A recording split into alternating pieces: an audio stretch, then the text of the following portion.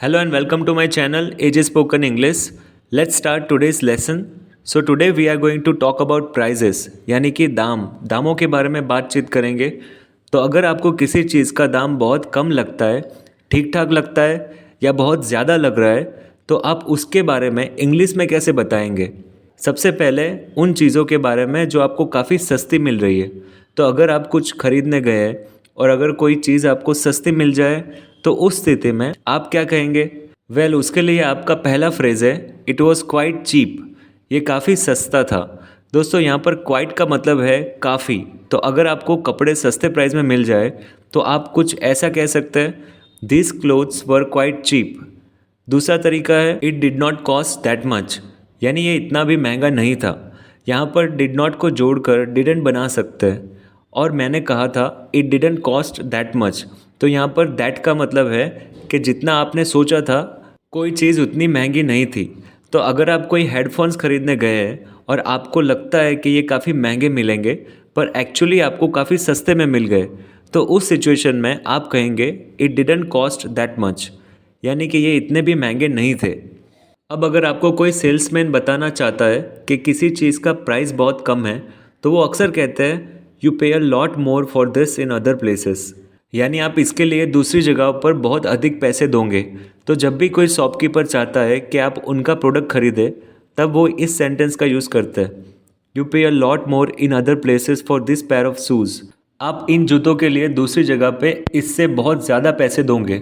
तो ये भी एक तरीका है कहने का कि कोई चीज़ यहाँ पर बहुत सस्ती मिल रही है।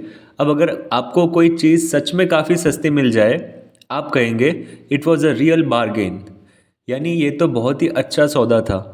जब आपको लगे कोई चीज़ बहुत ही सस्ती मिल गई है तो आप इस सेंटेंस का यूज़ करेंगे। यहाँ पर आप रियल वर्ड का स्ट्रेस करेंगे और कहेंगे it was a real bargain. अब सोचिए अगर आपको कोई 2000 की शर्ट सिर्फ 1000 रुपये में मिल जाए आधे प्राइस में, तो उस सिचुएशन में आप कह सकते हैं इट्स रियल बार्गेन। अभी हम बात करते हैं किसी चीज़ के आधे दाम पर मिलने की, तो यहाँ पर एक और फ्रेज़ आ सकता है, वो है I got it at the half price. मुझे तो ये आधी कीमत पर मिल गया। यहाँ पर भी आप ये कह रहे हैं कि कोई चीज़ आपको बहुत सस्ती मिल गई। तो अगर आपको आपकी फेवरेट बुक आधे दाम पर मिल जाए तो आप कहेंगे I got this book at half the price at the book fair. ये बुक मुझे बुक फेयर में आधे दाम पर मिल गई। अगर ऐसा हो जाए तो मुझे पता है आप तो खुश ही हो जाएंगे। अगला तरीका होगा it was cheaper than usual, यानी ये सामान्य से सस्ता था। तो जब कोई वस्तु आपको यूजुअली यानी अक्सर ऊंचे दाम पे मिलती है पर एक्चुअली बहुत सस्ते में मिल जाए तो आप इस सेंटेंस का यूज़ करोगे। जैसे कि आप कहेंगे I am really fond of this ice cream and today I got it cheaper than usual. मुझे सच में ये आइसक्रीम बहुत पसंद है पर आज तो ये मुझे बहुत ही सस्ते दाम पर मिल गई है। अब दोस्तों एक सेंटेंस है जो आप डिस्काउंट के लिए इस्तेमाल करते हैं, वो है इट्स 20% ऑफ। इस सेंटेंस में आप परसेंटेज बदल सकते हैं। कोई चीज़ आपको 50% ऑफ पे भी मिल सकती है यानी आधे दाम पर, तो आप कह सकते हैं इट्स 20% ऑफ। और मुझे लगता है आपने by one get one scheme के बारे में तो सुना ही होगा। क्या आप जानते हैं उसमें क्या होता है? आप एक प्रोडक्ट खरीदते हैं और दूसरा प्रोडक्ट आपको मिलता है फ्री, तो उसके लिए आप कह सकते हैं I got two for the price of one, यानी मुझे एक प्राइस में दो चीज़ें मिल गई। अगर कोई चीज़ आपको बेहद ही सस्ती मिल जाए तो उसके लिए आप कहेंगे it was dirt cheap. It was dirt cheap, यानी ये तो बहुत ही सस्ता था। अब बात करते हैं एवरेज प्राइस की, यानी कि कोई वस्तु आपको सही सही दाम पर मिल जाए तो आप क्या कहेंगे। एवरेज प्राइस के लिए आप कुछ ऐसे इंग्लिश में बात कर सकते हैं। आप कह सकते हैं इट वॉज़ क्वाइट रीज़नेबल। तो जब किसी वस्तु की कीमत रीज़नेबल होती है तो वो उचित होती है, ना तो वो सस्ती होती है ना ही वो महंगी होती है। इसका एक एग्जांपल देखते हैं। Service provided in that restaurant is at a reasonable cost. उस रेस्टोरेंट में उचित मूल्य पे सर्विस दी जाती है, यानी आपको खाना खिलाया जाता है।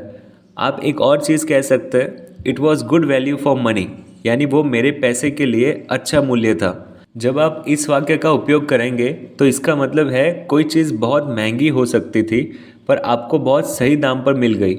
और अगर आपको किसी चीज़ का प्राइस ठीक ठाक लग रहा है और आप उससे खुश हैं तो आप कहेंगे I am happy with the price, यानी मैं कीमत से खुश हूँ। इसके सिवा दोस्तों दैट्स अ गुड प्राइस भी कह सकते हैं। जिसका मतलब है ये एक अच्छी कीमत है। अब दोस्तों हम बात करने वाले हैं एक्सपेंसिव चीज़ों के बारे में। तो जब आपको कोई वस्तु एक महंगे प्राइस पे मिलती है तो आप इंग्लिश में कैसे बताएंगे, आइए सीखते हैं। तो अगर कोई चीज़ आपको महंगे प्राइस पे मिलता है तो कहेंगे that's a little outside my budget, मतलब ये मेरे बजट से थोड़ा बाहर है। अब यही बात आपको कहने का आपके पास एक और तरीका है, आई कांट अफोर्ड इट, मैं ये नहीं खरीद सकता। दोस्तों अफोर्ड का मतलब होता है आपके पास किसी चीज़ को खरीदने के लिए पर्याप्त पैसे नहीं है, तब आप कहेंगे आई कांट अफोर्ड इट या फिर it's little outside my budget.